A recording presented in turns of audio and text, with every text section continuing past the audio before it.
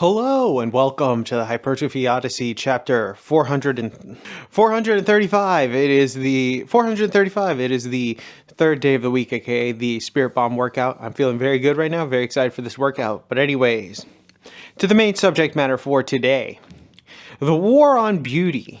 Now, the main reason why I wanted to discuss this is because I watched this Instagram video that was hopefully in the front right here about these people that were reconstructing what was a kitchen area, and they were basically painting over a mural that was on top, and apparently the customer didn't like that there were like naked cherubs in there or something along those lines. And the main reason why I want to discuss this is because seeing that was such a jarring experience, because you're painting over what is essentially history. And I think that in this scenario, I think that the customer is wrong. You know, that not only that alone, but this is just an indicament or a small microcosm of what is a larger issue, which is the war on beauty, which is something that I've been wanting to talk about for a little bit, because I think that a lot of the time people are too enwrapped with what is modern technology or modern things, when in reality a lot of the modern stuff is ugly. Let's be frank here. A lot of the stuff nowadays is just not as good as it once was, whether it be stylistically wise or whatever else it could be. I mean, I made an episode a long time ago right here about how modern logos just suck, and it's true, because they just kind of oversimplify every type of logo to the point where there is no character behind it. And I think this is just a general symptom of where we are going with, specifically with like corporate culture and all this other stuff, because we look at buildings that are older and think, wow, this is an amazing thing, there's personality to this building, while today you get a building and the ones that are personality driven are the ones that are super fucking weird and actually aren't that good of an actual building, or they're just giant glass like structures, really. That's it. And I think that that's the main issue with it. You see it in a bunch of stuff now, where it's getting it done quickly versus getting it done beautifully. And I think that there's a war on beauty in general, just because I think that a lot of people will disregard the history that things once had, just in order to make it so they can get it done quick now, or modernized, even though modernized will be outdated within 10 years. You know, there are certain places that we'll talk about more about that, and how we have probably gotten too far away from a lot of the stuff that once was beautiful, and now we have modernized it to the point where it's just not the same, and why people are doing this. But we'll get all into that and all the other stuff that goes along with that when we get, we already hit Mother Base, but when we get to the workout. Nice to start this day off with 80 press, which is pretty good. But anyways, back to the main subject matter for today. The War on Beauty, Part 1. So the main reason why I wanted to discuss this is because this is probably going to serve as an introduction. I'm going to probably do multiple episodes upon this. This is a subject matter that I think is multifaceted, just like everything else in the universe. But really, the main reason why I wanted to discuss this is something like the intro video really put a damper on how I see certain people's tastes and things. Understandably so. If you read the entire description of it, the people said that the painting at the top of their ceiling had naked cherubs, and they didn't want naked cherubs in their room or whatever. But at the same time, I think that whilst I understand it in a slight sense of modern sensibilities, there is a level of decorum and decay that just comes from making it a white ceiling.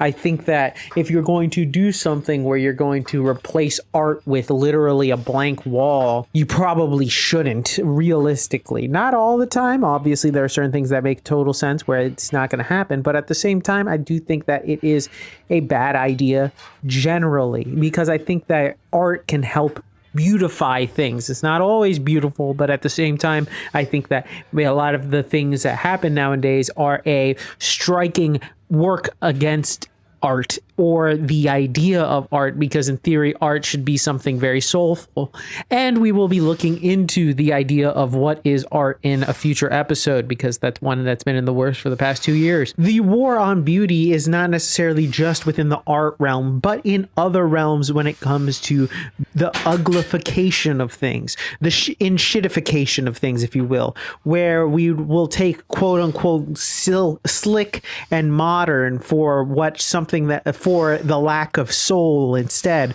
I'd much rather have something have a heart to it and be a little offensive to me than have something be sleek and new and honestly probably not even that good. Every time I think of something that is like a war on beauty, I think of that one building in New York. Hopefully I'll have a picture of it. I think of that one building in New York, which looks like a hive comb, which is really weird. And I've always heard stories about how it was a nightmare to build, or it's just a terrible building in general as like a building, but people love to see it because it's like modern technology. But also at the same time, what is this representative of and why is it even here? I think that this is just an intro to this subject matter because I really do want to get into the idea of it, especially the esoteric side of the war on beauty and why companies end up destroying the beauty in certain things in order for, well, a lot of different reasons, to maybe not even just for the dollar, but to destroy the soul in essence. And we're back. Welcome to the workout debriefing. Exercise is not filmed, none. Exercise is skipped. We have two. Well, actually, we have the rice bucket. But anyways, back to the main subject matter at hand. The war on beauty. I think this is going to be part 1 of 2 because I think that there's more to talk about when it comes to the war on beauty. So we will get back to it. But I'm a little bit of a rush right now. But anyways, back to the main subject matter for today.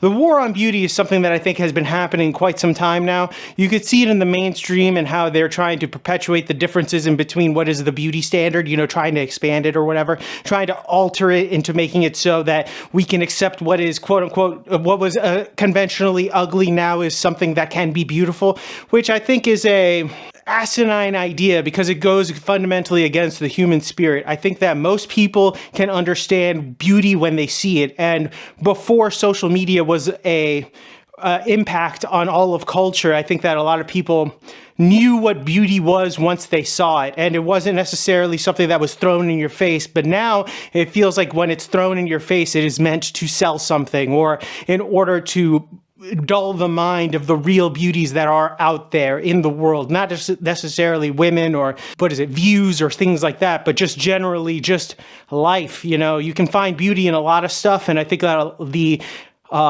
taking away of the mundane of such things that can be beautiful is probably why these things are introduced and made so that way the beauty of the natural world or things that are simpler are diminished in comparison to these grand, vast things that they want to make it so that everything is encompassing all of beauty. And I think that this goes in line with a lot of the issues with modern society, in the fact that there has to be stuff that is the opposite of what it is. So in order for there to be beautiful things, there must be a considerable ugly thing. The all-encompassing, you are number one, everything is beautiful, all that stuff doesn't exist, because if that does exist, if everything's beautiful, nothing is beautiful. So it's a very interesting thing that they're trying to give the participation trophies to everybody involved in something like this, whether it be buildings or people or scenic views or things like that. They try to equate everything together, when in reality, there are certain things that we can look at astonishment and in awe and realize that this is a beautiful thing. And then on the other side, this is an ugly thing. This is disgusting. And I think that a lot of the things that are created nowadays are mainly the ugly things trying to disguise themselves as something beautiful. And I think spiritually, most people can see through it. And that's why there is a lack of beauty in today's not only architecture, but just general life, really. And I think that we gotten rid of the uniqueness that we once had and have replaced it with a robotic nature of what is algorithmically known as beauty, quote unquote. So this is going to be the first part of this. I have a feeling I'm going to do a second part, just trying to delve more deep into the idea and the why it is so important for us to look at such things like this. But with that being said, tell me what you think in the comment section down below. Please like, comment, and subscribe. Please share this video with anybody who may or may not like it. I will be back on tomorrow with a new video. Thank you very much for watching. I really do appreciate it. I will see you in the next one. Keep it heavy, stay safe out there, and stay warm, and I'll see you in the next one. Peace!